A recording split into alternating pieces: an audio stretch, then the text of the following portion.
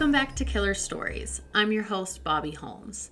Before we get started with this week's story, I wanted to show you this amazing gift one of my listeners sent me. Abigail Medina from Texas has been in contact with me basically from the beginning of my podcast journey. She's always sharing my episodes, commenting on my posts, and sending me messages to discuss cases. But she went above and beyond when she ordered me this customized sign. It says, "Welcome, let's talk about serial killers." And it is perfect to hang in my recording studio. Abby, thanks again for being such a kind person and supportive listener. This week's story was suggested by my friend Lorraine. She also hosts a podcast that's based on horror films. It's called Once Upon a Nightmare. Lorraine wanted me to cover Gary Heidnik. Some people call Gary a serial killer, but he only had 2 murder victims. I shouldn't say only because that's too many. Technically, to be labeled a serial killer, there needs to be 3 or more victims, not to be confused with a mass murderer. A mass murderer kills multiple people at one time. A serial killer will methodically plan their murders and take a cool-off period in between. The better way to describe Gary was a serial rapist who killed 2 of his victims. Let's get a little background on Gary, shall we? He was born on November 22nd, 1943 in Eastlake, Ohio. Eastlake is a suburb of Cleveland. Gary was the eldest sibling. He had a younger brother named Terry. Gary and Terry. I could not have children with rhyming names like that. I'd never get it right. Gary and Terry's parents were abusive.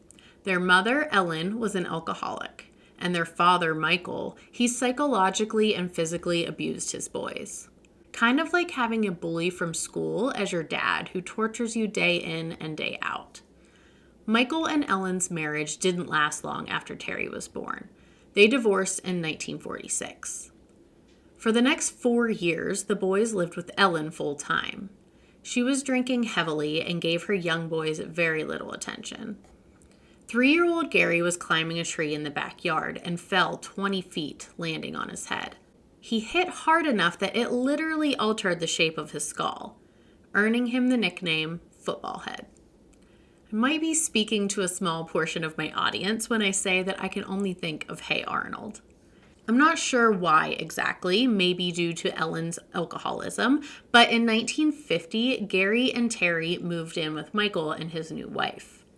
Michael didn't need a reason to beat his boys. But the trigger most often for Gary was the fact that he was a chronic bedwetter.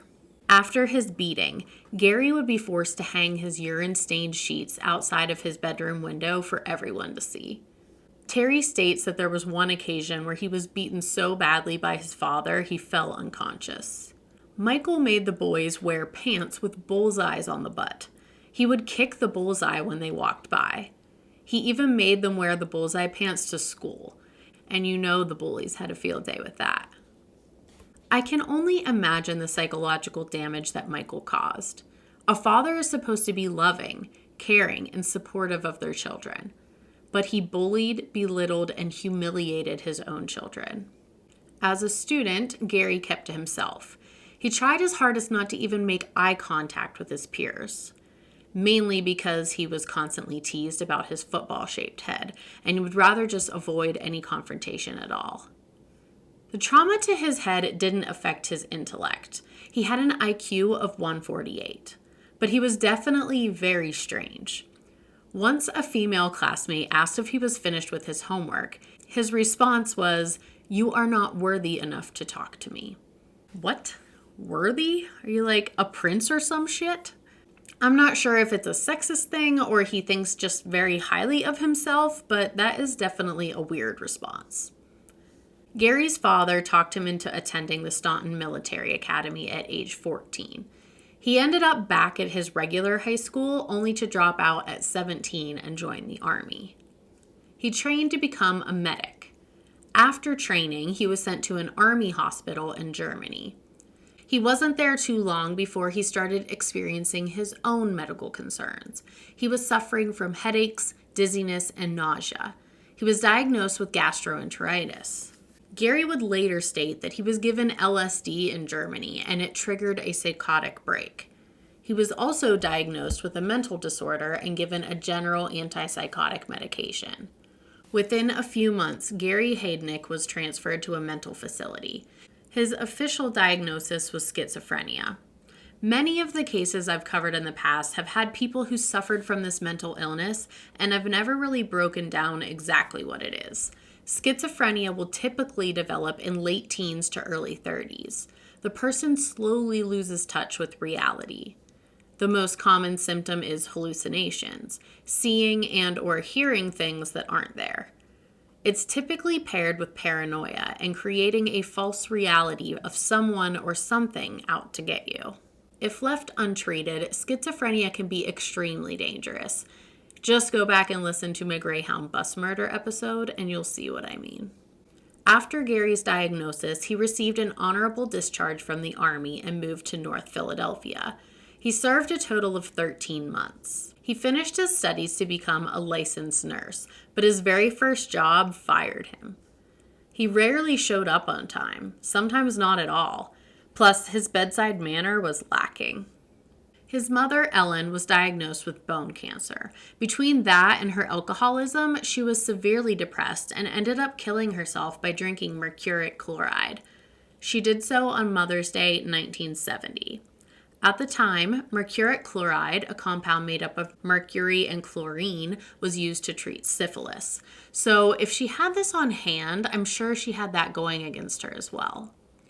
Obviously, that's no longer used in modern medicine because mercury is extremely toxic. Over the years, Gary checked himself in and out of a mental institution to help treat his schizophrenia.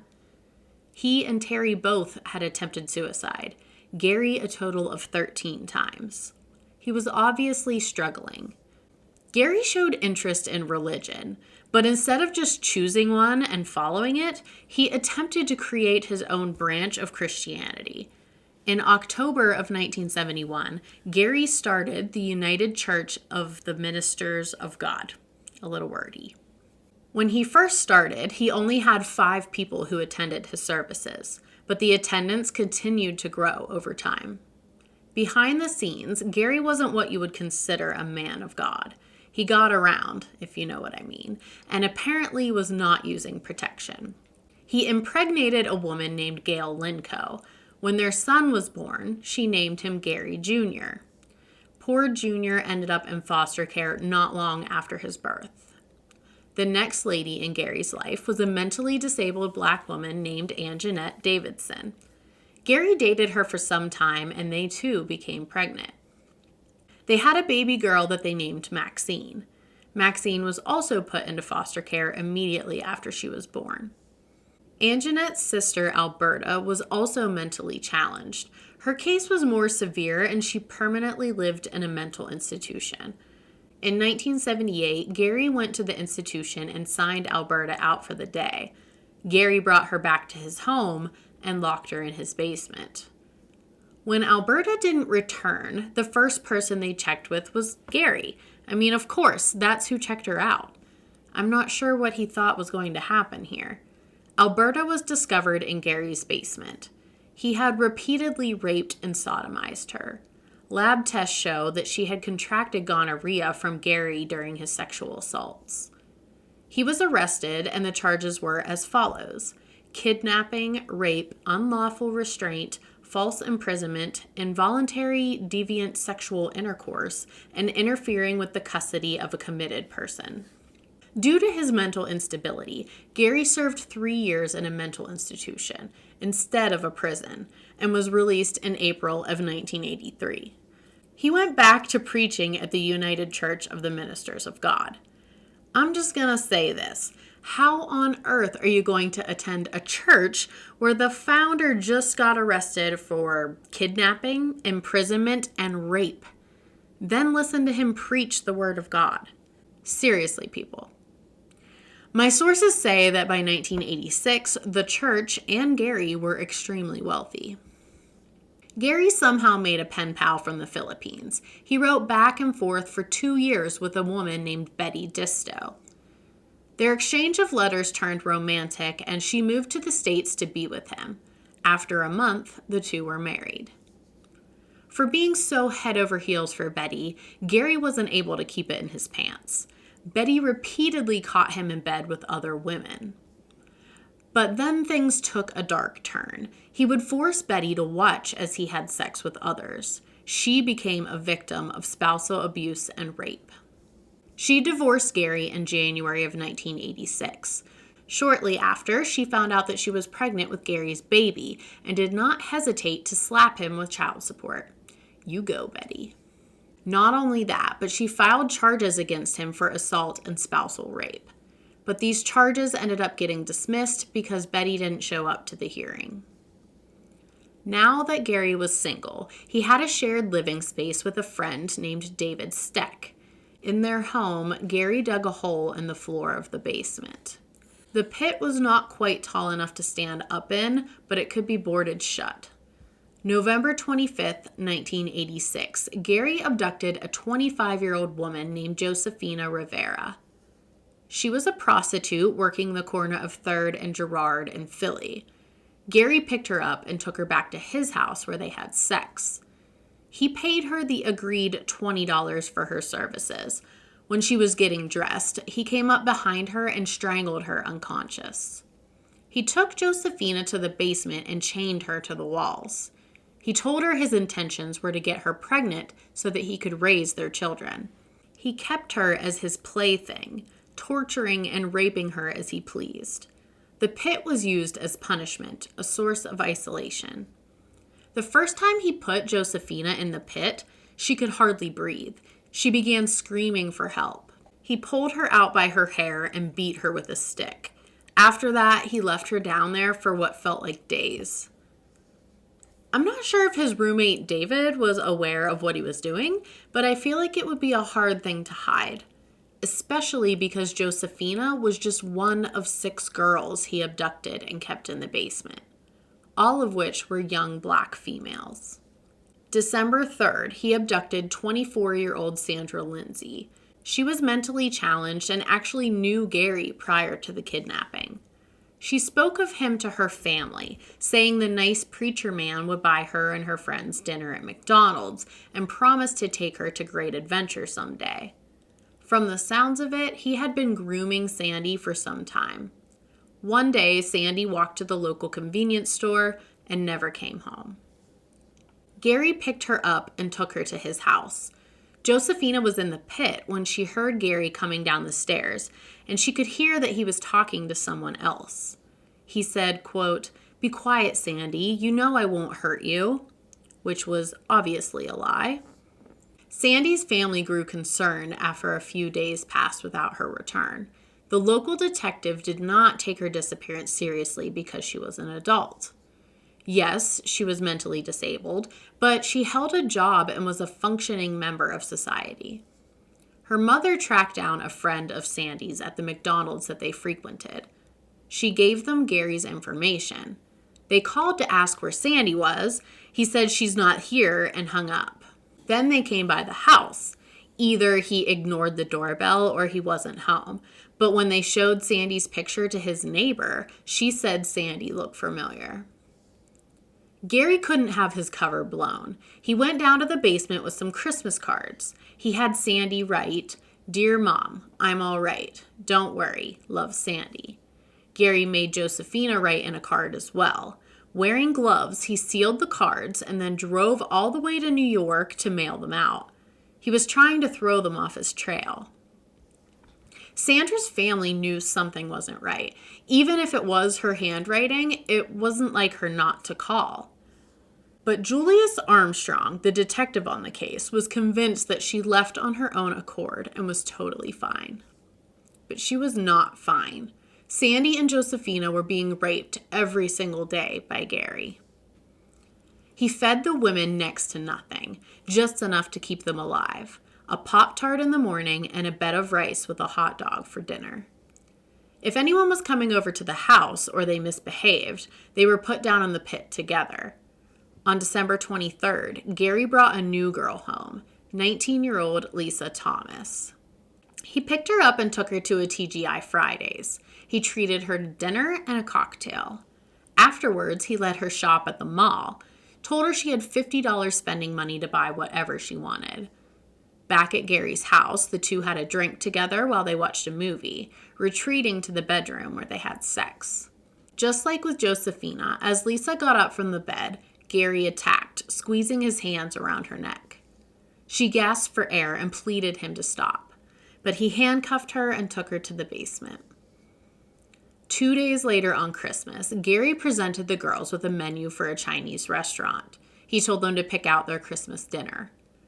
This was really a special meal in comparison to what he normally fed them. Now that there were 3 girls, Gary saved money by feeding them dog and cat food. January 2nd, 1987, Gary approached 23-year-old Deborah Dudley walking the streets. She was homeless, so of course she jumped at the offer to come to his house. She joined Josephina, Sandy, and Lisa in the basement. Debbie was not going down without a fight. When he left them alone in the basement, she kicked and screamed for help. The other girls knew it was no use. No one could hear them, and Debbie would soon find out the repercussions of her actions. Gary came back down to the basement and beat Debbie with one of his sticks. They were his weapon of choice when it came to physical abuse on the girls. One of the 2 sticks had nails on the end of it. It would tear their skin with every blow. At this point, Gary has 4 women in the basement, taking turns raping the women while the others were forced to watch. A couple weeks passed, and Josephina knew that her birthday, January 19th, was coming up. On January 18th, Gary claimed he was leaving to go get her a birthday cake, but instead he returned with a new girl, 18-year-old sex worker Jacqueline Askins. Jacqueline said that when they got to Gary's house, he played a video game for about a half hour. Then out of nowhere, he attacked her and put her in a headlock. Once Jacqueline was in the basement, Gary asked the girls to beat each other if they misbehaved and keep each other in line. They all turned on each other. Each one of them wanted to be Gary's favorite, someone he could trust. That way, they would receive better treatment. Josephina reigned as queen of the basement. She followed his orders and beat all of the others when it was deemed necessary. She even helped assist Gary with torture. Josephina helped to duct tape their mouths shut while Gary walked around and inserted screwdrivers into their ears. I don't think Josephina found any enjoyment in her actions. She was simply trying to survive. In early February, Sandy was eating some bread. Very slowly, I might add. She had issues with her jaw, and it was sometimes hard for her to chew quickly. Her slow eating, for some reason, infuriated Gary. He tied her arms to a ceiling beam and left her hanging upright for days. Sandy was beaten by the other girls nonstop. She was extremely malnourished, and her body was being pushed beyond her breaking point. She essentially suffocated. She was so fatigued that when you're hanging up like that, every breath takes effort. Eventually, her body went limp and she passed away. I don't think killing Sandy was Gary's intention, but he did. And now he had to figure out what to do with her. He carried her body up the stairs and began to dismember her using an electric saw. Over the next few days, he cooked different portions of her body. The stench was beginning to reach the surrounding neighbors. A few of them actually called the police to report smells of a dead body or burning flesh. Everyone could tell it was coming from Gary's house. Side note, if he still lives with his friend David, there is no way he's oblivious as to what's going on. A police officer knocked on Gary's front door. No answer. He goes around back and continues to knock. He cupped his hands and peeked inside the window to see a pot on the stove boiling over. Then Gary finally appears at the door. The officer and his neighbor, Doris, wanted to know what the smell was. He told them he was cooking a roast and forgot about it. It burned, and that's what they were smelling. Apparently that was a good enough answer for the cop, and he left. Debbie was still acting out. She wasn't affected by the beatings, continuing to scream for help every chance she got. This time, Gary took her out of the basement. He walked Debbie into the kitchen where he lifted the lid on the stock pot, revealing Sandy's head. He opened the oven where he was roasting her ribs and her hips. Then he opened the freezer to show her arms and legs tucked away for later. This was her warning. Shut up or you're going to end up like Sandy. Gary pulled out Sandy's teeth and cut off her hands so she couldn't be identified. It's rumored that he blended up Sandy's flesh and mixed it in with dog food, feeding it to the other girls. That was not 100% proven fact. There were no remnants of human flesh found in his Cuisinart blender. We'll touch more on this later when discussing his trial. Even with her warning, Debbie continued to fight back. One day when Gary returned home, he could hear her down in the basement. Fuming, he ordered Josephina to fill up the pit with water. He placed Debbie inside and used frayed electrical wires to touch her metal chains, electrocuting her. He held the wires there for minutes at a time. Then Debbie slumped over. Gary claims he was not trying to kill Debbie either. Whether it was his plan or not, he still murdered 2 people.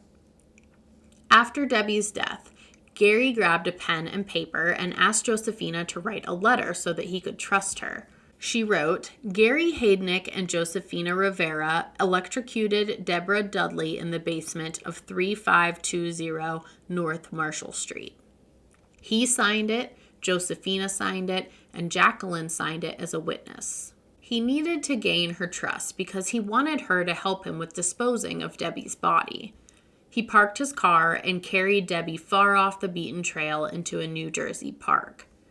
When he got back to the car, he informed Josephina that they were going to troll around for a new girl. Josephina saw a girl she knew near the corner where Gary had picked her up. Gary told her if she helped him get the girl, 24-year-old Agnes Adams, that he would allow her to contact her family.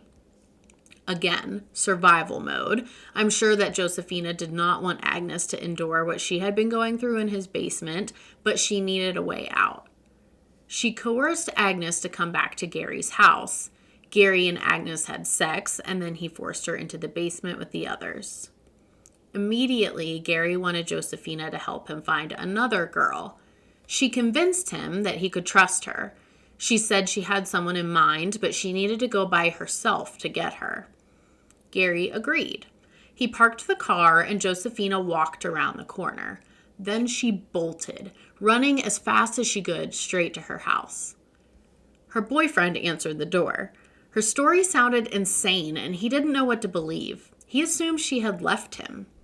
Frustrated, she ran to a payphone and dialed 911. Police officers responded to her call and met her there at the booth. She explained how she had been held captive and the man responsible was around the corner waiting in his car. The police forced Gary out at gunpoint. They searched his home and found Lisa, Jacqueline, and Agnes lying naked on old dirty mattresses and chained to the walls. They opened the freezer, and just like Josephina told them, there were arms and legs of Sandy in large bags labeled dog food. A friend of Gary's named Tony Brown was also arrested. He was there when Sandy died and watched her body be dismembered. Tony agreed to testify against Gary and was released on $50,000 bail. A few weeks after Gary's arrest, he attempted suicide by hanging himself in his jail cell. He was unsuccessful. You won't believe this story Gary told at his arraignment.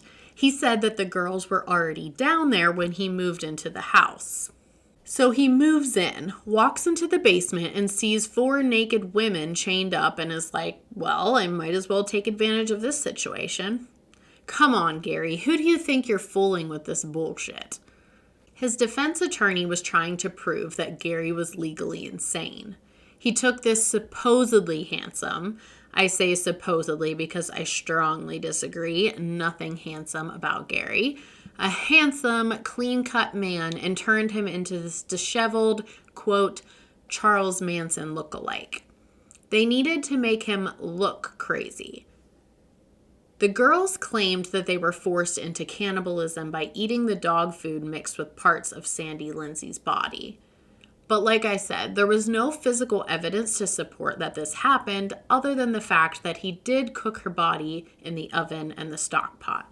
It makes me wonder, why did he cook her in the first place? Why not just dispose of her body?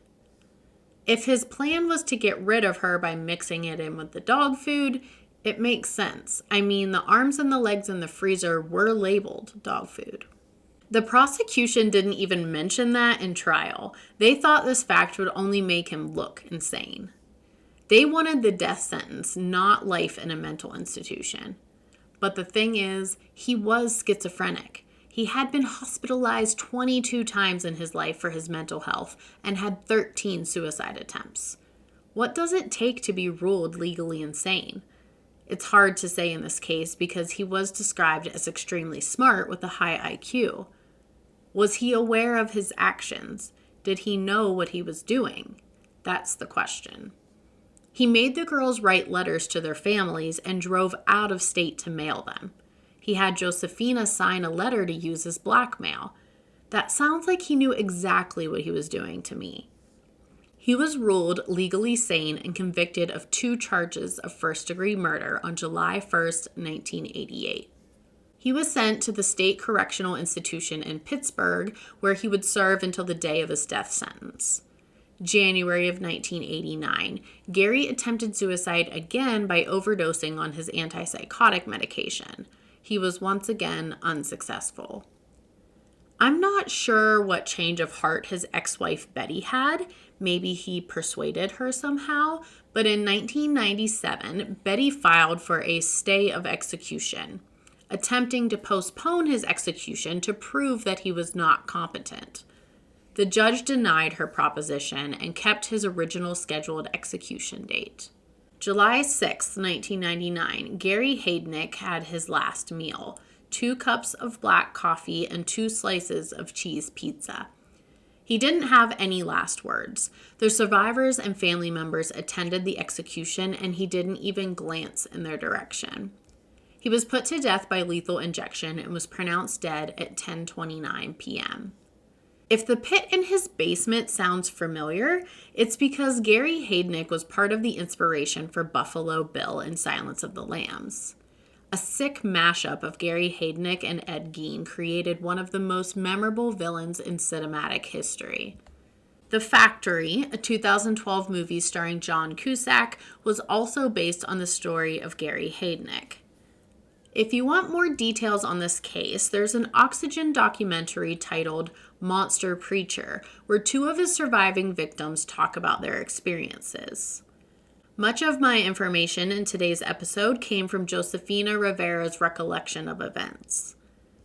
I hope you all enjoyed today's episode, and a big thanks to Lorraine for the suggestion. If you're enjoying Killer Stories and listen on Apple Podcasts, pretty please jump on after this episode and write me a review. It helps so much with the visibility of the show. You can also help by being more interactive on my social media posts. I'm on Facebook, Instagram, and TikTok at Killer Stories Podcast and at Killer Stories PC on Twitter. Keep emailing those story suggestions to killerstoriespodcast@gmail.com. Thanks for listening. Until next time, this has been a killer story.